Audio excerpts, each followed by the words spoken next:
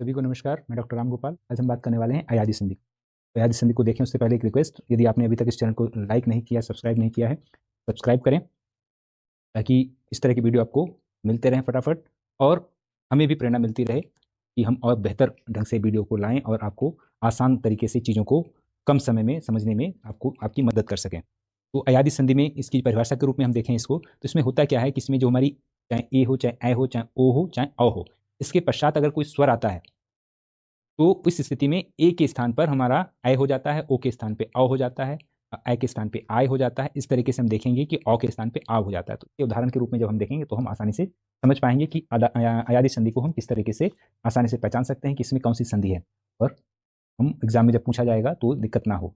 जैसे कि हमने बताया अभी, इसमें होता है क्या है कि यदि इन सबके पश्चात कोई स्वर आए तो ए के स्थान पे ए, ओ के स्थान पे औ, और ए के स्थान पे आए, और औ के स्थान पे आव हो जाता है।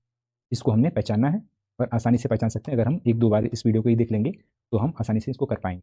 तो उदाहरण रूप में देख लें कि जब हमारा और ए और अ जुड़ जाता है तो हमारा हो जाता है ए।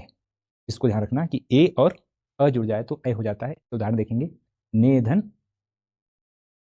ने में मतलब ए की आवाज आ रही है और अन में अ की आवाज आ रही है, तो ने धन अन क्या हो जाएगा, नयन। बहुत बार पूछी जाती हैं चीजें अयादी से भी। और शे धन अन, ये हो जाता है हमारा चयन, और ने धन अ हो जाएगा तो नय हो जाएगा। ठीक है, तो ये बहुत आसान है, तो इसको आसानी से हम देख सकते हैं और समझ सकते हैं, और एग्जाम में आएगा तो आसानी से कर सकते हैं। ये हमारा अयादी संधि में आता है। अब हमारा आता है ए और अ, इसके मिलके क्या बन जाता है हमारा आय। इसके भी उदाहरण बहुत आसान है। देखेंगे, गय धन अक, गय धन अक, ये हो जाता है हमारा गायक। दूसरा हमारा है नय धन अक, हमारा हो जाएगा, और इसी तरीके से गय धन अन, तो ये हमारा हो जाएगा गायन। ठीक है, तो इसको आसानी से हम देख सकते हैं और समझ सकते हैं, और अयादी संधि को बहुत आसानी से हम चिन्हित कर सकते हैं जब एग्जाम में पूछा जाए। और संधि विच्छेद भी अगर पूछ लिया जाए तो सीधे से पता है हमको कि गय धन अक गायक होता है, नय धन अक नायक होता है, और गय धन अन गायन होता है। इस तरीके से हम देखते हैं अगला, जब हमारा ए और ई मिल जाता है तो ये आई मिल जाता, आई बन जाता है,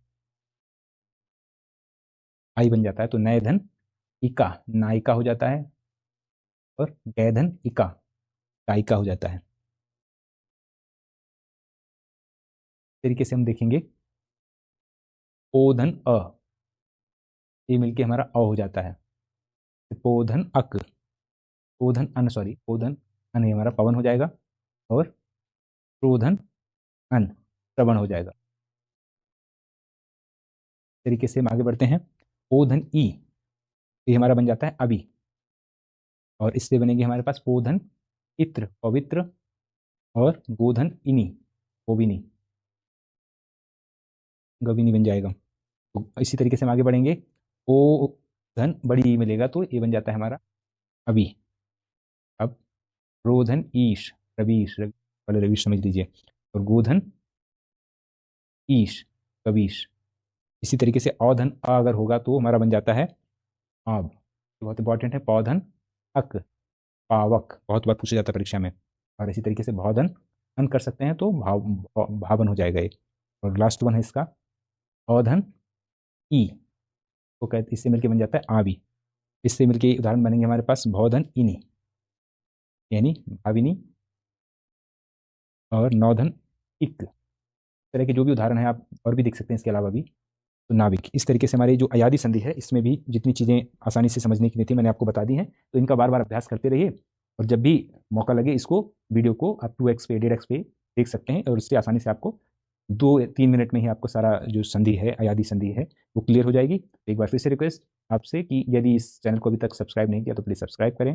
बहुत बहुत धन्यवाद।